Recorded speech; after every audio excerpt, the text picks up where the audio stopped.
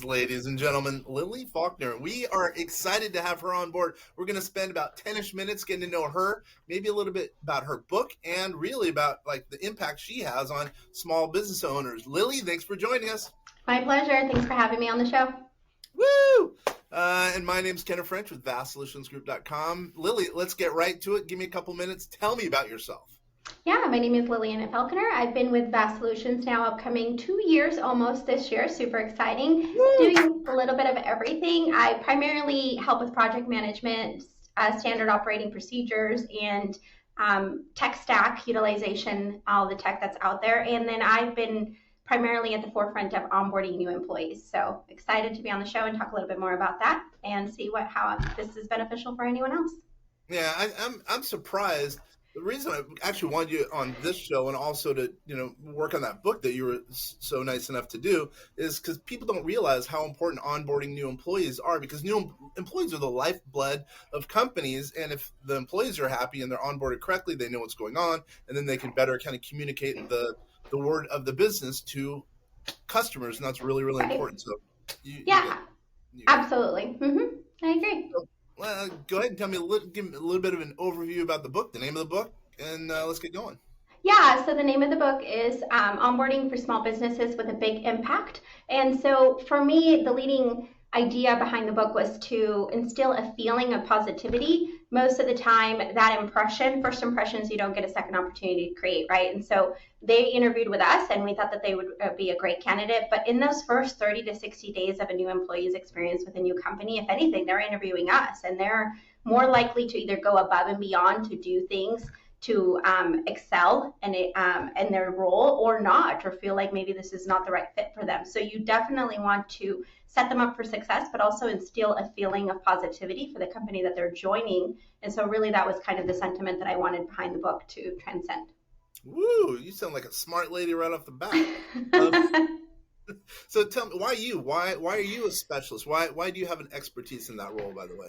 Not just with Vast, but with other companies. I've actually been primarily at the helm of onboarding, whether it is a new employee and or a client, for the last 20 years. So in previous opportunities that I've had to work with other companies, I've been some kind of an onboarding liaison, either to a new customer onboarding for a product and or to a new employee. I've also have extensive experience with training staff, whether they are new hires or continuing education, because you should always be continuing to educate your staff.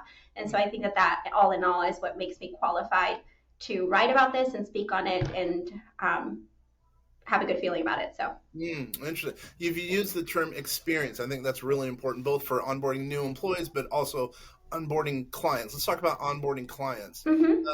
Tell me about the importance of the experience, the client experience. Expand on that a little bit.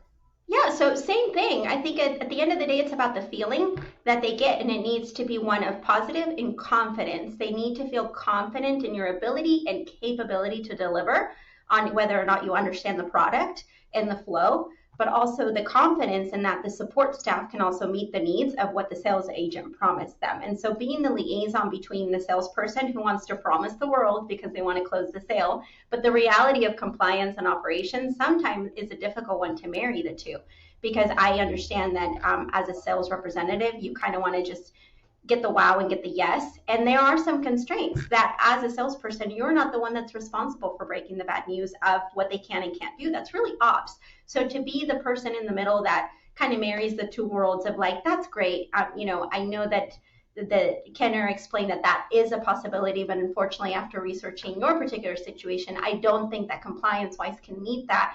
Being the middle person between the two and keeping that relationship going, I think is crucial. So I think one, you need to set up the expectations to be in alignment with the transition out of the salesperson and into the hands of operations is crucial, but also being available, responding to emails and texts quickly so that they understand they have someone in their corner at all times, and also speaking with confidence. And so even when you don't know, saying, I don't quite know the answer to that, but I'll get you an answer, and getting them the answer in a timely manner.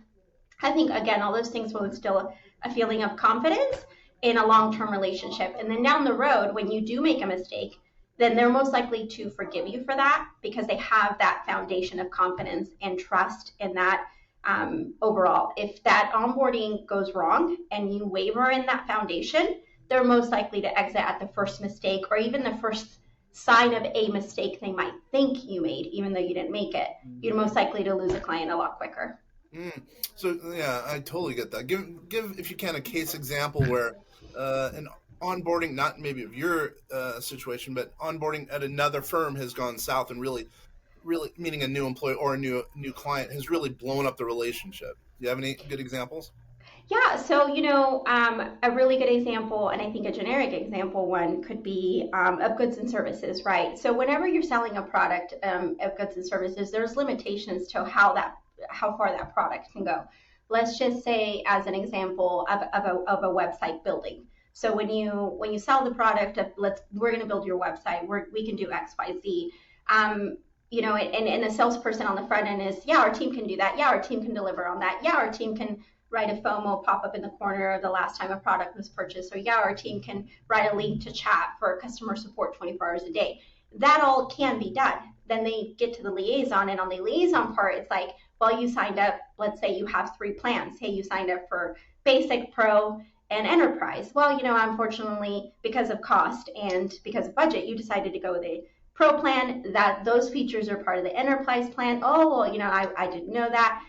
That's something how it can quickly go wrong, because not navigating that correctly can quickly deteriorate their trust in that, well, I was told I would get XYZ. Well, you were, had you upgraded, but you didn't. So maybe an opportunity would be to throw them a freebie to see, hey, we're not in the business of making money, we're in the business of delivering, but also still understanding that there's a budget that you decided to keep, and this is the product that our team is worth, and you didn't upgrade.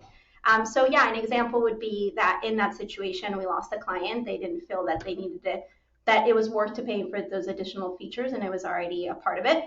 Funny enough, in that situation, the client ended up coming back 6 months later because they realized that was standard practice in the business of building websites, and they ended up coming back and saying, okay, it wasn't you that's in the world of this business. Those are upgrades. Those are charges that just come with an additional package, and we delivered on it. So lost the client on the front end, but maybe it worked out because we let them go and they came back understanding that was standard. So.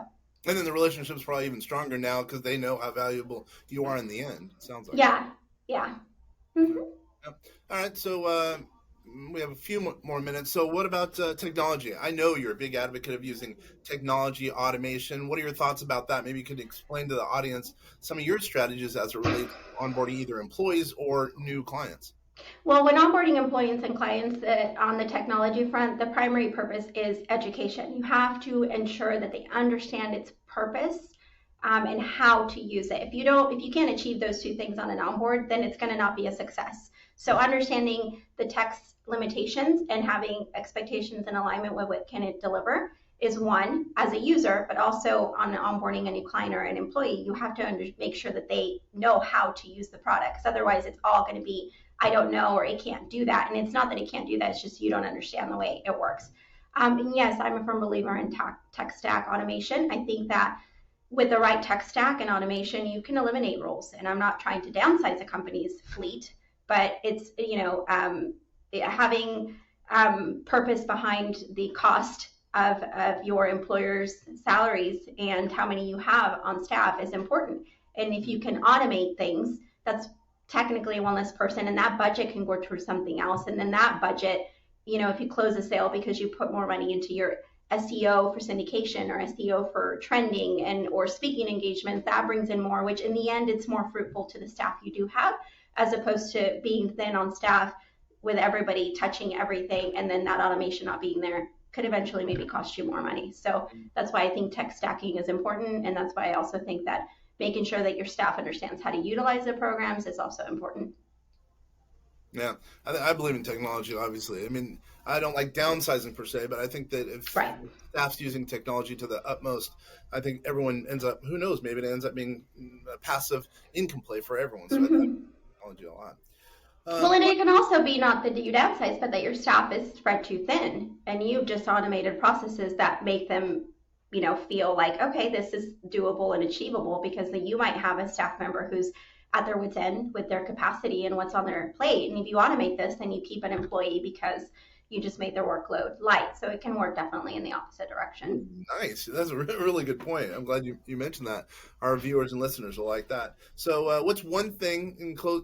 Let's land this plane. What's one thing that really maybe we haven't discussed that an entrepreneur would really walk away from this conversation and say, "Wow, that made a lot of sense." What did we miss?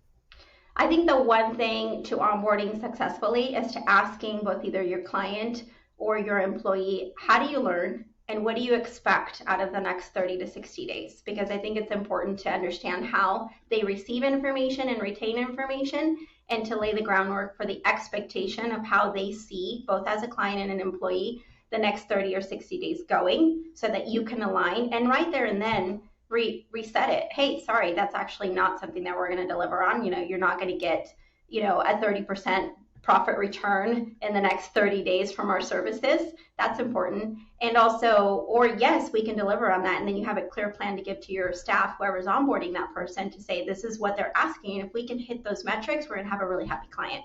Yeah, yeah, yeah. I understand. And by the way, in closing, how does someone email you? Yeah, they can email us. You can either go to our website and go to info@vastsolutionsgroup.com and submit an inquiry there, and that will go to our sales team to pick it up. And depending on what services you're interested in, one of our team members will reach out to you to discuss. Nice. It's been a pleasure. Short but sweet. Thank you very much, Lily. You're very welcome. My pleasure. Nice.